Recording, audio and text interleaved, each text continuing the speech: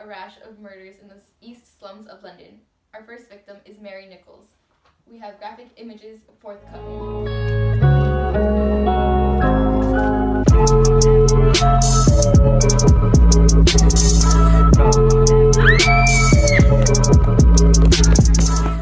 And in other news, we will be setting a new curfew. Make sure you guys are in your flats by 23 o'clock. Are you bored and lonely at home? Do you have no entertainment in your life? If so, come on down to the Victorian Theatre to see some amazing Victorian acting that will bring your imagination to life. Women are also welcome now too. All you ladies can see the other women on stage for once now. So come on down and don't wait. It's only £1 admission. Welcome to the Talk of the Town, and I'm Harold Chatsworth, and today we will be talking about Oscar Wilde and his amazing adventure to America. He traveled to North America on a lecture tour. While on tour, he talked about aestheticism. Aestheticism is a movement that celebrated beauty and art. It is Elizabeth Garrett Anderson.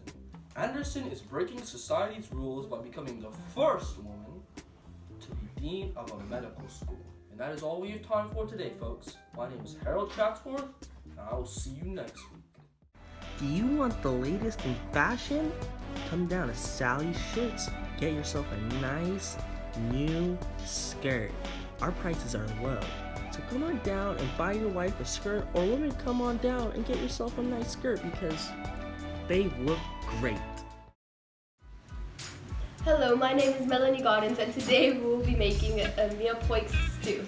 The ingredients you'll need are 2 ounces of fat, 2 carrots, 1 onion, 1 thyme, 1 bay leaf, 3 sprinkles of cloves, 2 celery, and parsley. So first you'll add the 2 ounces of fat.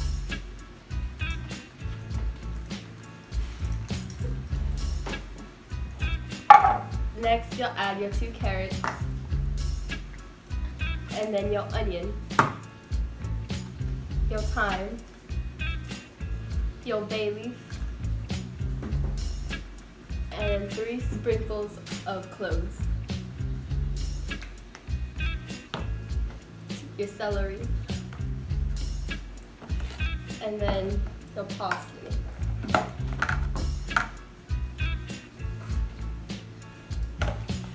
And then you'll mix it together.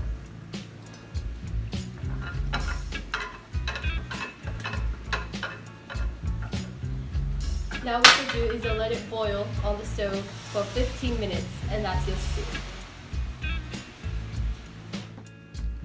And there you have it, folks. That's your mirepoix stew. I'm Melanie Goddins, and I will see you next week for more recipes. Stay tuned. Hi, we're the Charity Organization Society. We were founded in 1869 and we're still going strong in 1880. We like to help out poor people who really deserve our help, like this kid. Me and my family work really hard and we still can't afford any food. If you want to donate to a kid like this and thousands of other families, donate now. Good day, folks. Today I've got my here ticket and we are going on our way home. Follow me.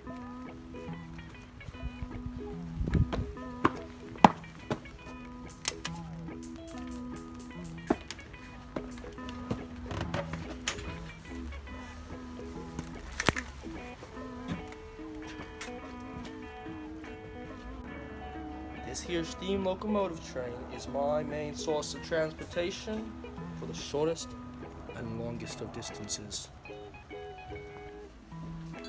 Thank you, madame.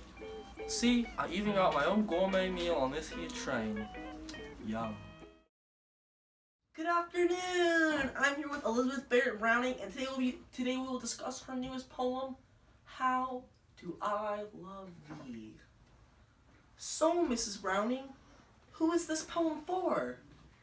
Well, honestly, I wrote this poem for someone who is no longer a part of my life. Interesting. It seems this person really had something over you. Am I right? Indeed, they did. Oh my god, that's terrible. Elizabeth, would you so kindly recite this poem for us?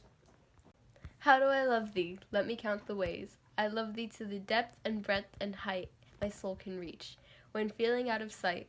For the ends of being and idea grace, I love thee to the level of everyday's most quiet need, by sun and candlelight. I love thee freely, as men strive for right. I love thee purely, as they return from praise. I love thee with a passion put to use, in my old griefs and with my childhood's faith. I love thee with a love I seemed to lose, with my lost saints. I love thee with the breath, smiles, tears of all my life, and if God choose, I shall but love thee better after death. So beautiful! Thank you for coming to my show, and I really hope you enjoyed it. I did. Thank you for having me. See you next week, folks. Oh wow, I can see your house is a mess. Allow me to help you with that.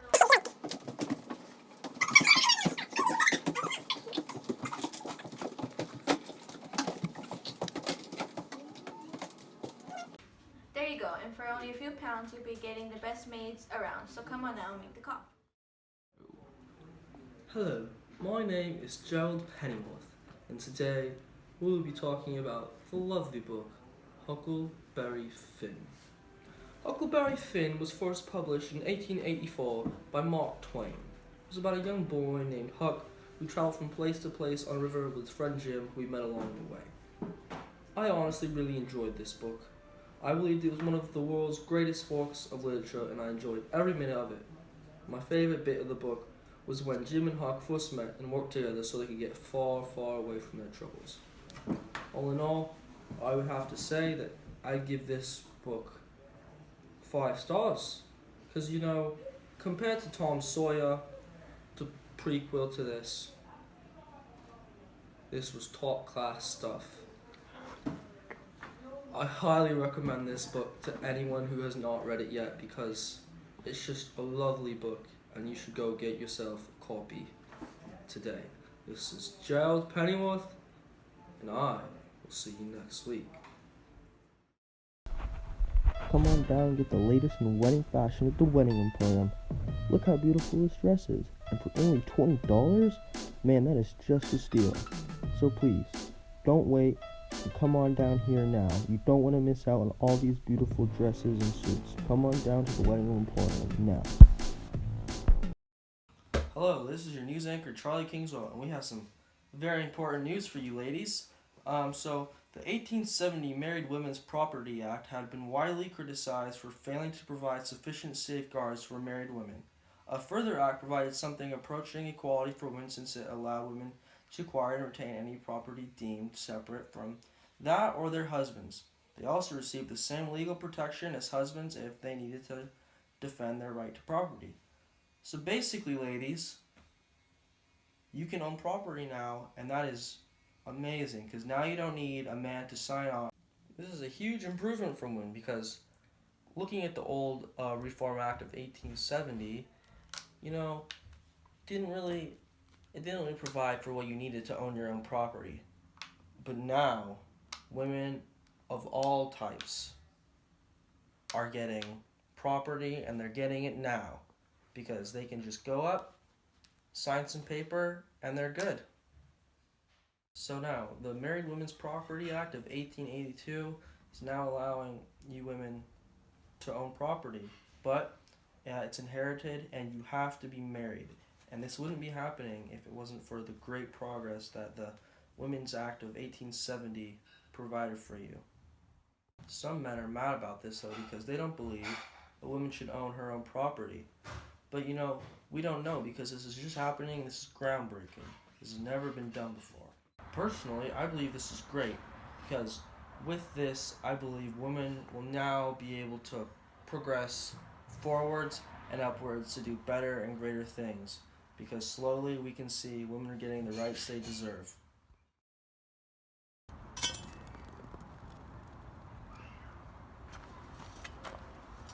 Hi. Today I'm going to tell you about golf, my favorite gentleman's activity. It was started around in the 1400s, and it had its first major in 1860, which was only 20 years ago, considering today's 1880. And you know, it's a great way to get away from those pesky, annoying wives, if you know what I'm talking about, boys. So, you should try it sometime. All you need is a ball and a club, and you're ready to go. We did a survey on the cultural trends of the 1880s. We found that some of the popular things people like are literature. Some important authors of this time period are Mark Twain, who wrote The Adventures of Huckleberry Finn, Carlo Collodi, who published The Adventures of Pinocchio, and Robert Louis Stevenson, who published Dr. Jekyll and Hyde. Another popular trend is the music. A very popular artist is Camille Saint-Saëns, who in the 1880s wrote his Havanaise and some other trendy things in the culture of England are skirts. All the women are wearing them, and they're very tight and they're long. Something new that everyone is trying is Coca-Cola. It was just invented in 1886 and it's spreading like wildfire. It's so good and it's the best soda to date. Come on down to Smith's Coat Factory, where you can find the latest trends for the lowest prices. As you can see, I'm in one of our very stylish jackets, and if you want to look as good as me, all you gotta pay is $43. So come on down to Smith's Coat Factory, where the trends never stop. If you want your child to have a good education, learn how to be independent, and be well behaved, send them to Davidson Boarding School, where we will teach them to do their own laundry, do their homework on time, get good grades, and be independent overall. We are located at 2225 Hamilton Avenue. Hey kids, have you heard of this new game called Brax? It's a new board game that is loads of fun. The board design is unique. There are several marked paths, as you can see on the board, where a player moves their pieces. A piece can move 1 or 2 spaces in a turn depending upon the color of the path. Players attempt to capture each other's pieces. You can't miss out on this amazing game. Get it now. Go out and buy Brax now. Hello, my name is Bill. We have a very special guest today. His name is Mark Twain. Here he comes. So, Mark, what's going on with you lately? Well, I just finished, Huckleberry Finn was just actually published, and it's doing excellent. Wow, that's great to hear. I'm happy for you. Well, thank you so much. So what were you going for when you wrote it? I ended up creating a satire of the supposedly civilized society in which I lived, which was actually infused with racism in spite of the abolition of slavery. Do you have any plans for after Huck Finn? Well, I was thinking about writing this book called A Connecticut Yankee and King Arthur a Court. And it's kind of in the works, but we'll see where it goes. That sounds very, very interesting. But thank you for coming, Mark. No problem, Bill. Hope you have a good night.